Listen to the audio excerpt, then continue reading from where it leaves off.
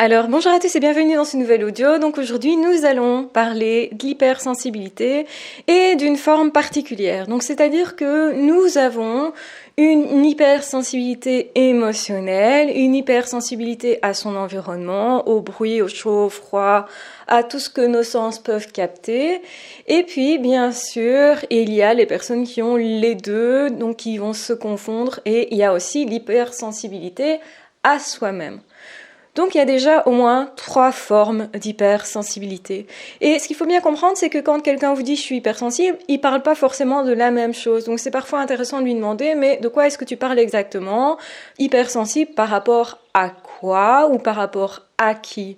Quand on est en difficulté dans des situations compliquées ou des situations de deuil, forcément qu'on va être beaucoup plus sensible à tout ce qui est sentiment douloureux ou rattaché à une personne en particulier de qui on fait le deuil. Quand par exemple on vient de perdre un être cher, bien entendu que si on va évoquer cette personne, eh bien on peut tout à coup se mettre à pleurer parce que effectivement on est en plein deuil, que c'est pas encore guéri, que c'est très sensible. Donc là on est hypersensible, particulièrement à ce moment-là et à certaines choses. Donc l'hypersensibilité, c'est vraiment ressentir des émotions très fortes, avoir un ascenseur émotionnel qui est très rapide, on va passer très rapidement d'une émotion à une autre. Donc déjà, ça, c'est quelque chose de particulier, mais aussi en intensité. Donc si vous voulez, vous avez vraiment une amplitude de sentiments. Donc on est très amoureux quand on est amoureux, on est très triste quand on est triste. Il y a rarement de l'entre-deux, c'est ça que je veux dire. Il y en a aussi, attention, ne me faites pas dire ce que je n'ai pas dit. Il y a aussi de l'entre-deux chez l'hypersensible. Mais on va surtout remarquer, évidemment, les pics, que ce soit dans un sens ou dans l'autre. Donc, très sensible à la beauté des choses, au côté vraiment le bonheur, le partage. On va pouvoir s'extasier, et ça c'est dû à l'hypersensibilité, devant quelque chose qui nous émeut particulièrement, qui nous touche particulièrement, parce que quelqu'un a fait quelque chose pour nous, eh bien on est tout de suite dans une sorte de... On se sent grandiose quelque part, on se dit « waouh, c'est fabuleux, on a fait ça pour moi ». On a vraiment aussi un élan d'amour énorme par rapport à la personne.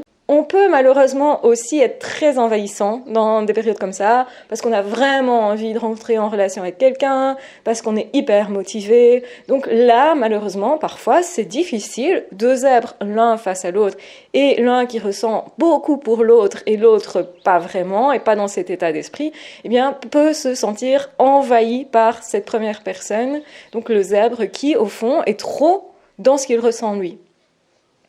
Ça ne veut pas dire qu'il n'y a pas d'empathie, ça veut dire que pour l'instant, il y a un sentiment qui prédomine, qui est celui-là. Ce qui peut aussi changer très vite. Donc là, parfois, eh bien, ça explique que certaines personnes se mettent à distance de certains zèbres quand ils sont particulièrement dans cet état d'esprit-là. Par exemple, quand on est particulièrement très amoureux et qu'on va survaloriser la personne et qu'on va aussi espérer quelque chose d'énorme, peut-être parce qu'il y a des manques derrière ou parce que justement on a vécu des choses difficiles avant. Donc, attention à trop attendre des relations, ça j'en avais déjà parlé. Mais ce qui est important dans l'hypersensibilité, c'est de comprendre aussi qu'on la vit à notre façon, en fonction du moment, en fonction de notre histoire et en fonction de notre caractère. Et c'est tout à fait possible de se couper de cette hypersensibilité, en tout cas de la masquer, de la cacher. Ça veut dire qu'on va ressentir des choses, toujours et encore, parce qu'on est très sensible au monde, aux autres et à ce qui se passe en soi. Mais on va aussi masquer par une espèce de pseudo-insensibilité. Donc c'est une apparence que l'on prend pour se protéger. Ça peut être se protéger relationnellement. Quand on a été blessé, on peut faire ça. Se protéger parce qu'on a été critiqué ou qu'on a peur de l'être, ou qu'on a peur de quelqu'un dans le groupe. Quand on est en groupe, par exemple, eh bien, s'il y a une personne qu'on ne sent pas trop, on va paraître plus froid, ne pas montrer ses émotions, pour ne pas être attaqué justement sur ce qui pourrait nous toucher très fort.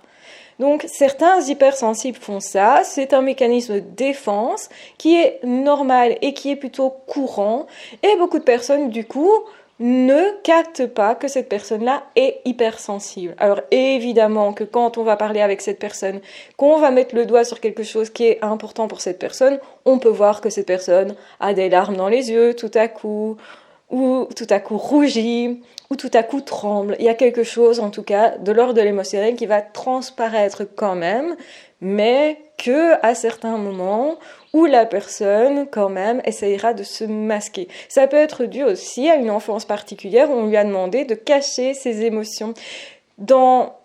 Je vais dire, il y a 40 ans d'ici, 50 ans d'ici, dans les familles à ce moment-là, comme il y avait beaucoup d'enfants, eh bien, c'était peut-être plus compliqué de gérer la sensibilité de chacun et l'émotionnel de chacun. Et on était un peu plus élevé à la dure, peut-être plus en contact avec la nature, donc avec quelque chose de plus rude. Et donc, du coup, à ce moment-là, on demandait plus facilement aux enfants et aux adultes d'ailleurs de cacher plus facilement leurs sentiments. On accordait moins de place aussi à l'intériorité. La psycho est une science nouvelle, donc on avait moins tendance à valoriser cette partie de l'être humain, à comprendre que l'intériorité, en réalité, est tellement importante qu'on vit beaucoup de choses à travers ce qu'on ressent plutôt que à travers vraiment les événements. Ça a été compris, mais pour encore beaucoup de personnes, beaucoup vont regarder ce que la personne fait et pas qui la personne est et pourquoi elle le fait. On est encore là-dedans actuellement. Beaucoup de personnes se rendent compte de l'importance de l'intériorité quand ils traversent par exemple une période de burn-out, une période de dépression. Ils comprennent qu'en fait, eux, leur sens qu'ils vont mettre dans ce qu'ils font est vraiment capital. Ce qui est important, c'est pas ce qu'on fait, c'est pas comment les autres nous définissent, ce ne sont pas non plus nos apparences, mais c'est principalement ce qu'on met derrière nos actions et qui on veut devenir quelque part. Donc effectivement que beaucoup de personnes ont appris à cacher leur sensibilité, ça ne veut pas dire que ce ne sont pas des hypersensibles. Donc bien entendu qu'un hypersensible sait qu'il l'est, mais on peut aussi être différemment sensible. Il y a des personnes qui sont très sensibles corporellement. On a parlé des autistes Asperger qui, eux, ont cette particularité. La sensibilité est exacerbée au niveau corporel, au niveau des 5 sens. S'il n'y en a que 5, moi là je mets un doute, peut-être que ça va plus loin que 5 sens. Donc bien entendu qu'on n'est pas sensible de la même façon et on peut masquer ce qu'on ressent au niveau émotionnel plutôt.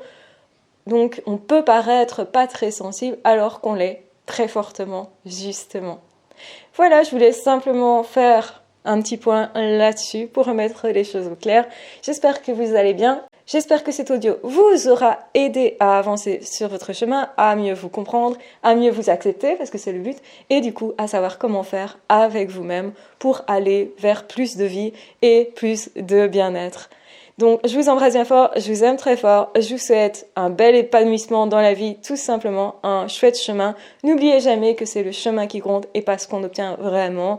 En tout cas, je vous embrasse bien fort, je vous aime très fort, prenez bien soin de vous et de toute façon on se retrouve très vite dans d'autres audios ou dans d'autres vidéos. Ah, ciao, bye bye!